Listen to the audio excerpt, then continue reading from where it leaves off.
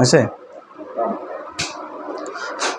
আসসালামু আলাইকুম ওয়া রাহমাতুল্লাহি ওয়া বারাকাতুহু। প্রিয় বন্ধুরা, হোমিওর চ্যানেলের পক্ষ থেকে সকলকে জানাই আন্তরিক মোবারকবাদ, অভিনন্দন। আমি ডাক্তার ইসমাইল হোসেন রিয়াজ, স্বাস্থ্য বিষয়ক পরামর্শ নিয়ে আসি আপনাদের পাশে। আমাদের চ্যানেলের মূল উদ্দেশ্য হচ্ছে স্বাস্থ্য বিষয়ক নানা ধরনের পরামর্শ প্রদান করা, রোগ সম্পর্কে জানানো, কোন রোগের জন্য কী পথ্য, কোন ধরনের চিকিৎসা করলে সুস্থতা বোধ করা যায় সেই সম্পর্কে জানানো আমাদের মূল লক্ষ্য এবং উদ্দেশ্য। আজকে আমি একটা বিষয় নিয়ে আপনাদের কাছে হাজির হয়েছি। আজকে আলোচ্য বিষয় হচ্ছে আমার ওষুধ ছাড়া ঘরোয়া উপায়ে কোষ্ঠকাঠিন্য দূর করবেন যেভাবে। ওষুধ ছাড়া কিভাবে আপনি কোষ্ঠকাঠিন্য দূর করবেন সেই বিষয় নিয়ে আজকে আমি আপনাদের সামনে হাজির হয়েছি। চলুন চলে যাই মূল আলোচনায়। তার আগে এখন আমাদের চ্যানেলটি যারা সাবস্ক্রাইব করেননি, দয়া করে এখনই আমাদের চ্যানেলটি সাবস্ক্রাইব করে নিন এবং পাশে থাকা বেল আইকনটি প্রেস করুন, যাতে করে পরবর্তী নতুন ভিডিও আপনার কাছে পৌঁছে যায়।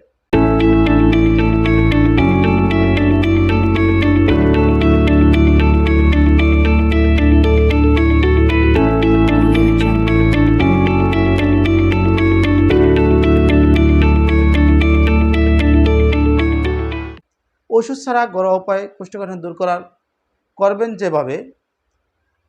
জেনে রাখবেন, কেউ কেউ প্রায় কোষ্ঠকাঠিন্য ভোগেন। বেশিরভাগ ক্ষেত্রেই অপরিকল্পিত ডায়েট, অনিয়মিত খাদ্য অভ্যাসের কারণেই কোষ্ঠকাঠিন্যের সমস্যা দেখা দেয়। তবে কিছু ক্ষেত্রে এই সমস্যার বংশক্রমিকভাবে ঘটে। কয়েকটি ঘরোয়া উপায় আছে যেগুলোর মাধ্যমে কোষ্ঠকাঠিন্যের সমস্যায় দীর্ঘস্থায়ী উপকার পাওয়া সম্ভব। আসুন এই বিশেষ বিস্তারিত জেনে নেওয়া যাক। ঘরোয়াভাবে কোষ্ঠকাঠিন্য দূর করা যেভাবে সম্ভব। লেবু লেবু বা লেবুর রস কোষ্ঠকাঠিন্য দূর করতে খুবই কার্যকরী। 1 গ্লাস গরম পানিতে অর্ধেক লেবুর রস মিশিয়ে দিন।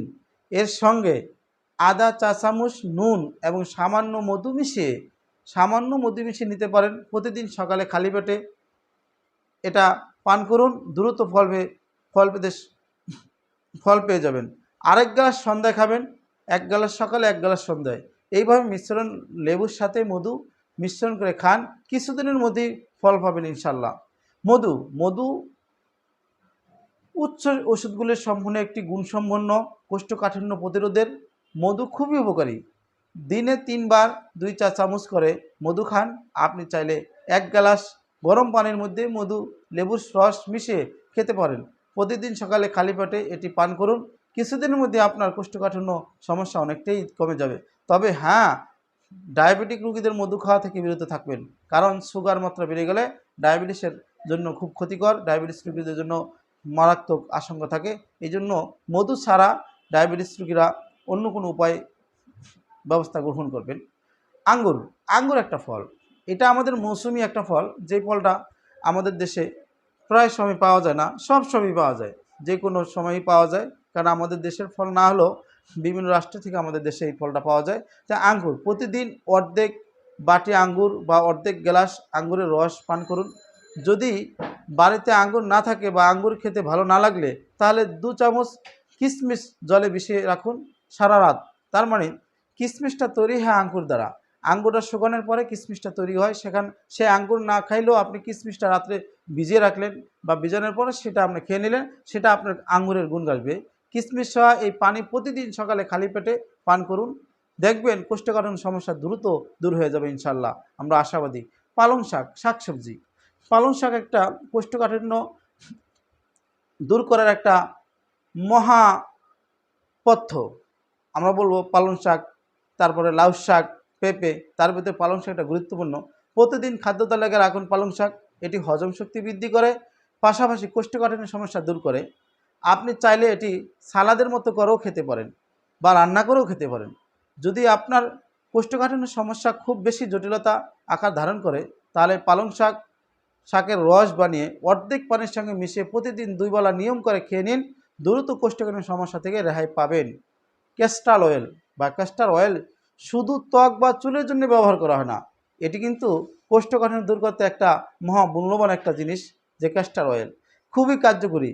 সকালে খালি পেটে 1 বা 2 চা চামচ ক্যাস্টর অয়েল খান। আপনি চাইলে ফলের রসের সঙ্গে মিশিয়েও খেতে পারেন। আবার কয়েক ঘন্টার মধ্যে আপনি পরিবর্তন দেখতে পাবেন। তবে দীর্ঘদিন এটি খাবেন না। অতিরিক্ত খাওয়ার ফলে এর পার্শ্বপ্রতিক্রিয়াও দেখা দিতে পারে ক্যাস্টর অয়েলটা। তবে বিশেষ করে শাক সবজি, ফলমূল, খাবার, পালং শাকের সাথে পেঁপে, এই সমস্ত জিনিসগুলো আপনি খাবেন। এইভাবে ঘরোয়াভাবে কোষ্ঠকাঠিন্য দূর করা সম্ভব আমাদের দ্বারা। বন্ধুরা, এরকমভাবে আমরা নানা ধরনের টিপস আপনাদেরকে দিয়ে থাকি। আমাদের টিপসগুলো দেখবেন এবং সেখান থেকে উপকৃত হলে আমরা উপকৃত। বন্ধুরা, আজ আলোচনা এই পর্যন্তই। পরবর্তী ভিডিও দেখার আমন্ত্রণ রইল। যদি কোনো প্রশ্ন থাকে কমেন্টের মাধ্যমে জানাবেন এবং বেশি বেশি শেয়ার করে আমাদের বন্ধুদের জানার সুযোগ করে দিন। এইরকম নতুন নতুন ভিডিও পেতে তৈরি করতে আমাদেরকে আপনারা অনুপ্রাণিত উৎসাহিত করুন। আজ এ পর্যন্তই। ভালো থাকুন, সুস্থ থাকুন, হোমমেডের সাথেই থাকুন। আসসালামু আলাইকুম রহমতুল্লাহ।